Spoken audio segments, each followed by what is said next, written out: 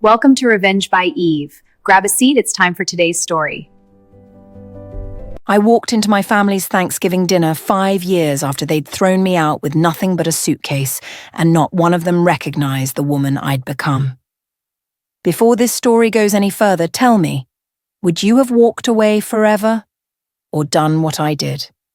And as you listen, comment where you're listening from. I read everyone. My name is Eve Moretti, and I grew up believing that family meant unconditional love. We weren't wealthy, but we were comfortable. My father owned a small chain of Italian restaurants, 3 locations across the city, each one serving recipes that had been in our family for generations. My mother managed the books and handled the business side of things, while raising me and my 2 older brothers, Marco and Tony. Our house always smelled like garlic and tomatoes. Sunday dinners were sacred. The whole family gathered around our massive dining table, aunts and uncles and cousins, crammed into every chair, passing plates of pasta and arguing loudly about everything and nothing. I was the baby of the family, the only daughter, and for most of my childhood, I was cherished because of it. My father called me his princess. My mother dressed me in beautiful clothes and braided my hair every morning before school. My brothers were protective, threatening any boy who looked at me twice, but there was always a shadow underneath that affection, a condition I didn't fully understand until it was too late. I was supposed to be a certain kind of daughter, obedient, traditional, someone who would eventually marry a nice Italian boy, have children, and continue the family legacy. I tried to be that girl. I really did. I worked in the restaurants from the time I was 14, learning every position from hostess to line cook. I helped my mother with bookkeeping, stayed late to clean, sacrificed weekends and summers to support the family business. My father would ruffle my hair and tell me I was learning valuable skills. "One day, this will all be part of your life," he'd say. "When you marry someone worthy of our family, you'll understand how a real business runs. When you marry. Not if. When." I didn't think much about it then. I was focused on school, on my friends, on the normal teenage dreams of figuring out who I was and what I wanted. I was good at art. Really good. My teachers encouraged me to apply to design schools, to pursue something creative. I started dreaming about graphic design, about working for advertising agencies, about creating something that was mine. When I mentioned this to my parents during dinner one night, I was 16, my father's fork stopped halfway to his mouth. "Design school?" he repeated. "Yeah, I've been looking at programs and there's this amazing school in—" "Absolutely not." I blinked, confused by the firmness in his tone. "But I'm really good at it. My teachers say—" "Your teachers don't know our family. You'll go to community college, study business, and help run the restaurants. That's what we need from you." "But what about what I need?" My mother reached over and patted my hand. "Sweetheart, you're young. You don't know what you need yet. Trust us. We know what's best." The conversation was over. I learned not to bring it up again. I went to community college. I studied business like they wanted. I continued working at the restaurants, watching my brothers get promoted to management positions while I stayed stuck in whatever role needed filling that day. And I told myself it was fine. This was family. This was love. This was what you did. The first real warning sign came when I was 21. I'd met someone. His name was James, and he was unlike anyone my family would have chosen for me. He was an artist, a sculptor who taught classes at the community college. He had long hair, wore paint-stained clothes, and talked about creativity and freedom and living authentically. I fell for him hard. We'd been dating for 3 months when I finally worked up the courage to mention him to my family.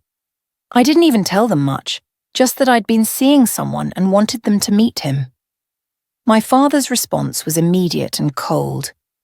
What's his last name?" "Morrison. James Morrison." "He's not Italian." "Does that matter?"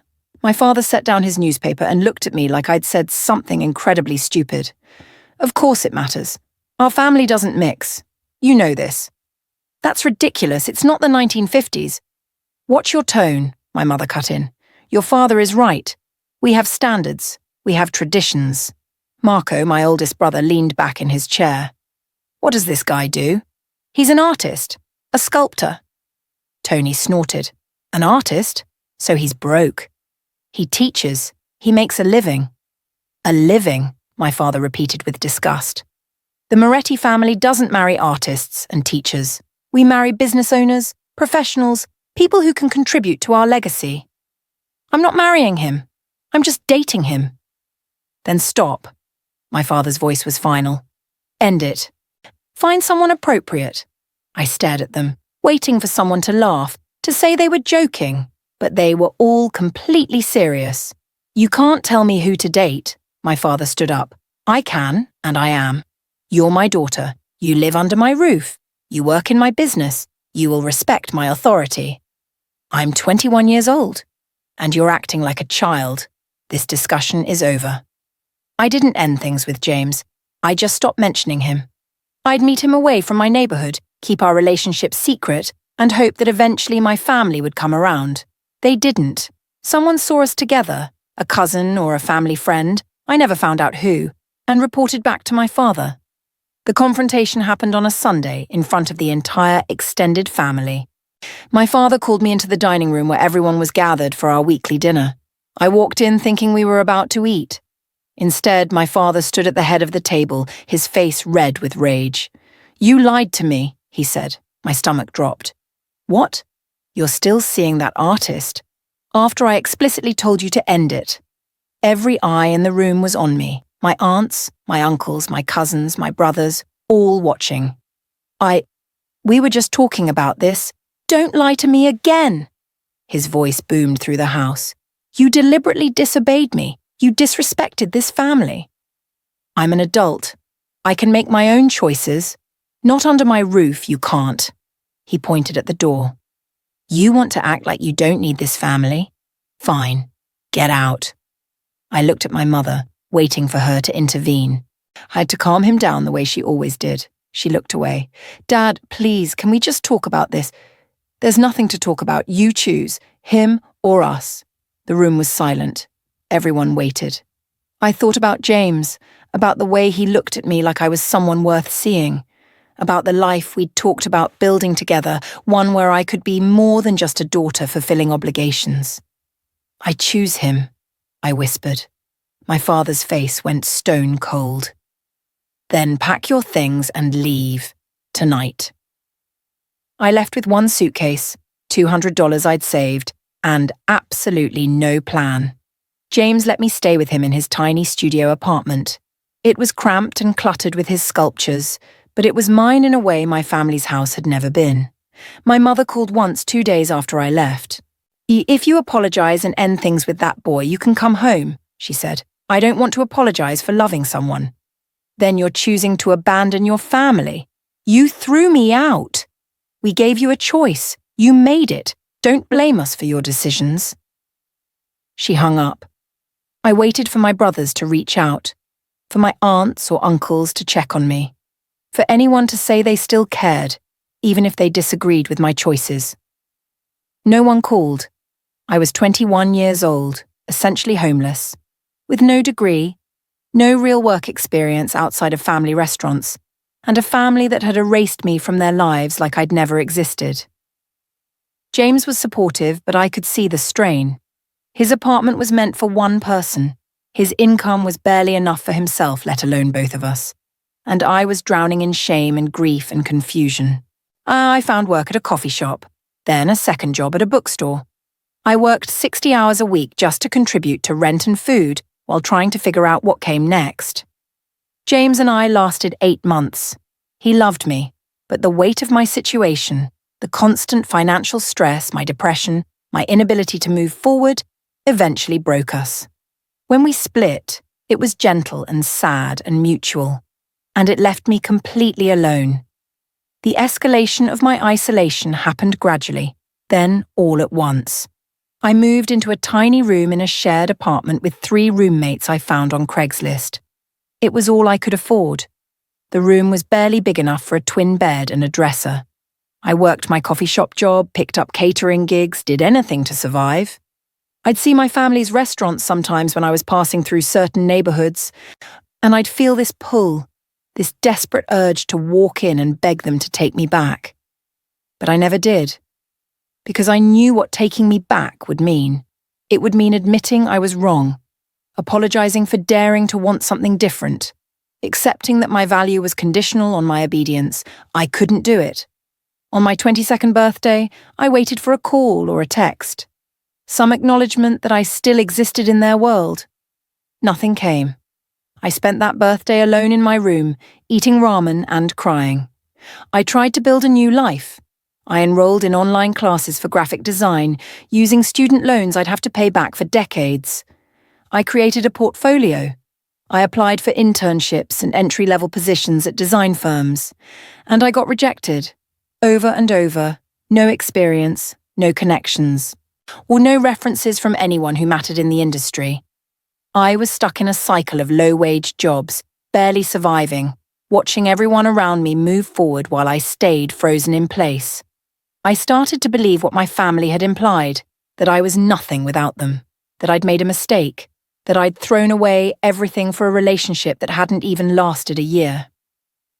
The depression got worse. I stopped sleeping well, stopped eating regularly, stopped seeing the few friends I'd made because I was too ashamed of how my life had turned out. I hit rock bottom on a Tuesday in February, 3 years after my family had kicked me out. I was 24, working at the coffee shop, and I served a customer who turned out to be my cousin Angela. She'd been at that Sunday dinner when my father had thrown me out. She looked at me like I was invisible. Ordered her latte, took it, and left without a word of recognition. Maybe she didn't recognize me. I'd lost weight, changed my hair, wore the tired expression of someone who'd been ground down by life. Or maybe she recognized me and simply didn't care. I finished my shift, went home, and looked at myself in the mirror. I didn't recognize the woman staring back at me. She was hollow, defeated, a ghost of who I used to be, and I made a decision. That was the moment I stopped waiting for them to change. I stopped waiting for reconciliation, stopped waiting for an apology, stopped waiting for my family to realize they'd been wrong. Instead, I decided to become someone they couldn't ignore, someone they couldn't dismiss, someone who proved that their rejection hadn't broken me. It had freed me.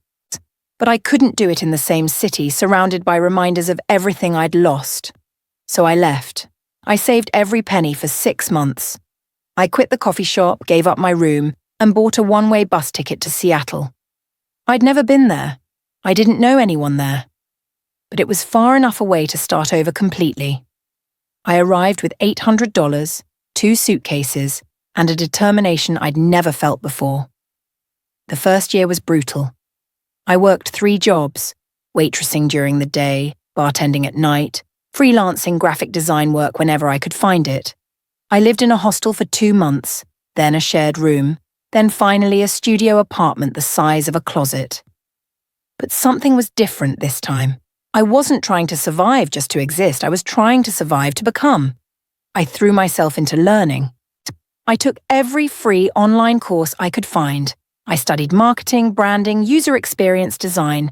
I built websites for free just to add them to my portfolio.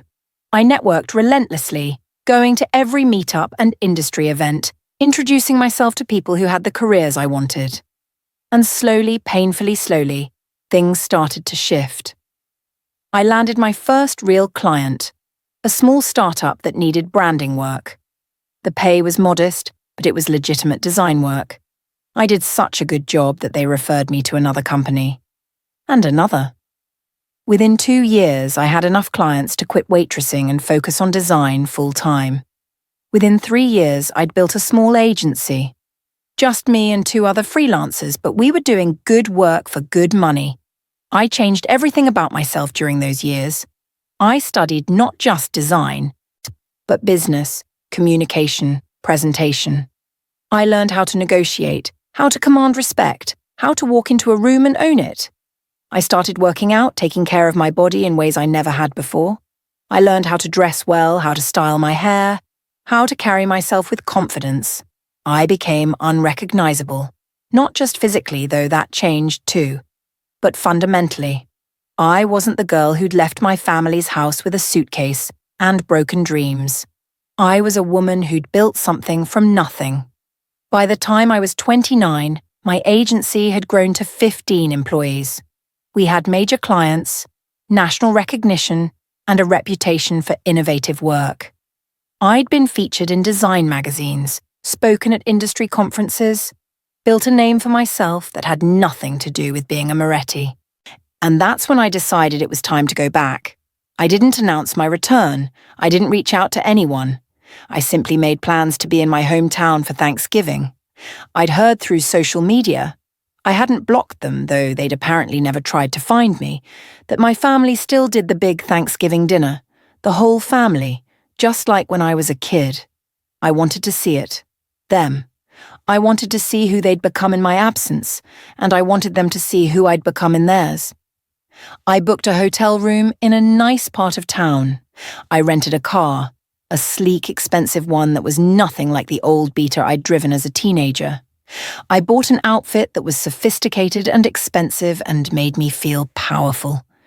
And on Thanksgiving Day, I drove to my parents' house. The house looked exactly the same. The same brick facade, the same garden my mother had always fussed over, the same cars crowded into the driveway. I sat in my car for 10 minutes, breathing carefully, steadying myself.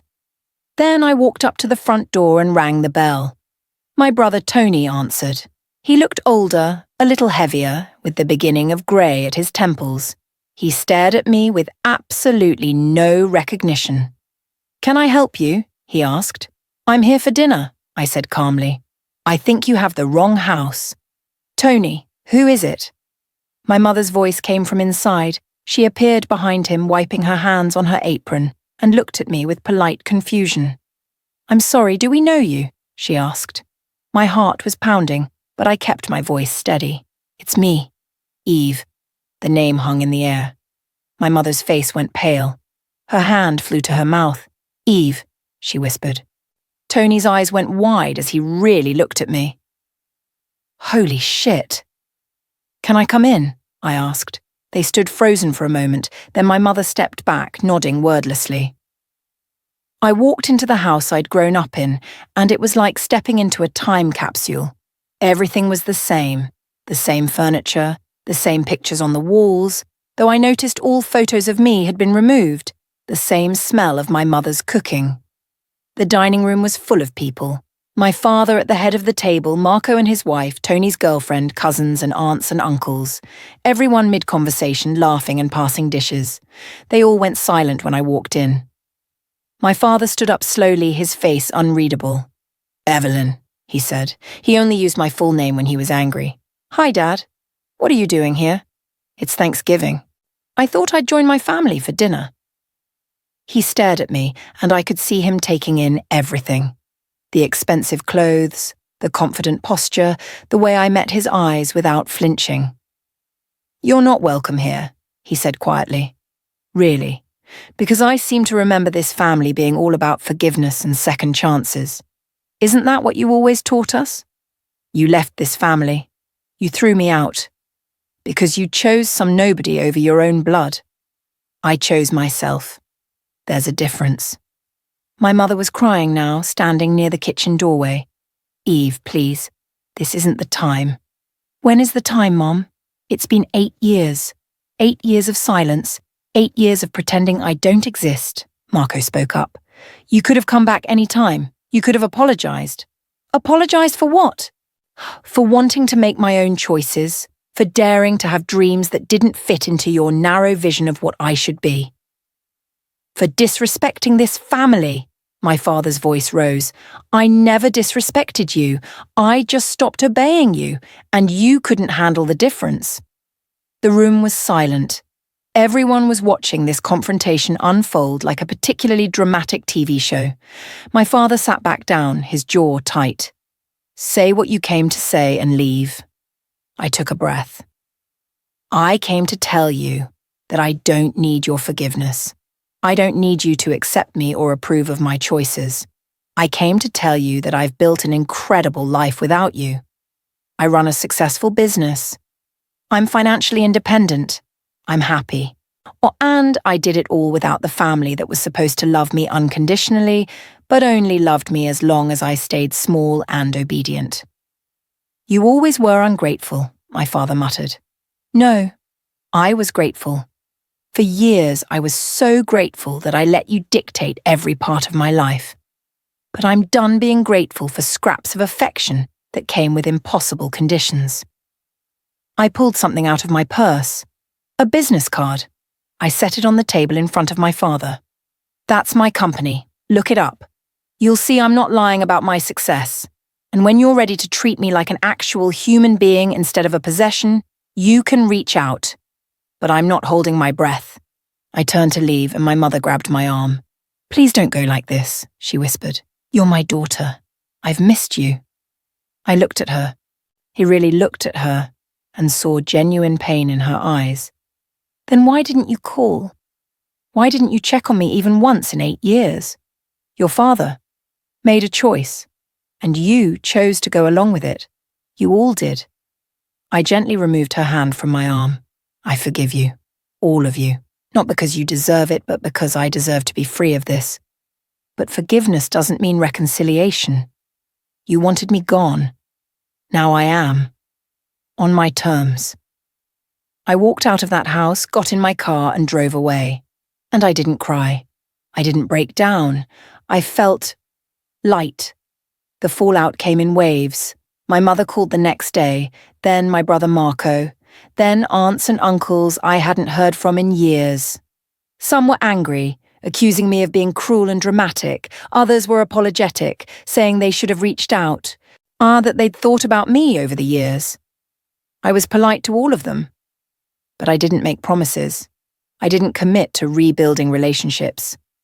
My father never called. 6 months later, I heard through Marco, who I'd started having occasional, careful conversations with, that my father had looked up my company, that he'd seen my success and hadn't known what to say. A year after Thanksgiving, my mother asked if she could visit me in Seattle.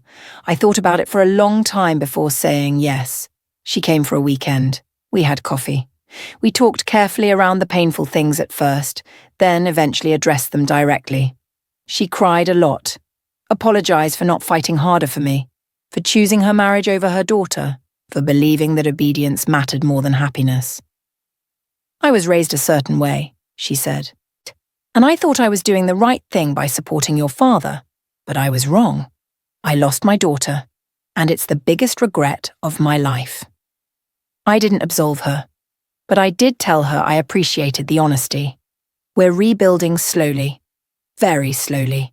Phone calls every few weeks, visits once or twice a year. It's not the relationship we had before, and it never will be. But it's something honest, and that matters. Marco and I are closer now too. He's admitted that he always thought the way I was treated was wrong, but didn't have the courage to say so. We're working on forgiving each other. Me for his silence, him for his complicity. Tony still doesn't talk to me. I've made peace with that. My father and I haven't spoken since that Thanksgiving. I don't know if we ever will, and I'm okay with that too. Or 5 years after I walked into that Thanksgiving dinner, I'm 34 years old. My company now has 40 employees across 3 cities. We've won industry awards. We've worked with brands people would recognize. I've built something I'm genuinely proud of. But more than that, I've built a life that's mine. I have friends who chose me, not because we share blood, but because we share values. I have a partner who supports my dreams instead of trying to contain them. I have freedom. Sometimes I think about who I would have become if I'd stayed, if I'd apologized and fallen back in line, if I'd married whoever my father deemed appropriate and worked in those restaurants until I disappeared completely. I would have been comfortable, probably, safe in the way that comes from never questioning, never challenging, never reaching for more. But I wouldn't have been free. I wouldn't have been myself. The girl they threw out with nothing but a suitcase is gone. She had to die for me to become the woman I am now. And when I walked back into their lives unrecognizable, I wasn't looking for revenge in the traditional sense. I wasn't trying to hurt them. I was showing them and myself that their rejection hadn't destroyed me. It had liberated me. If you were in my place, what would you have done differently? And don't forget to tell me, where are you listening from right now? This is Revenge by Eve, and your voice matters here. Thanks for watching Revenge by Eve. We hope you enjoyed the story. See you soon.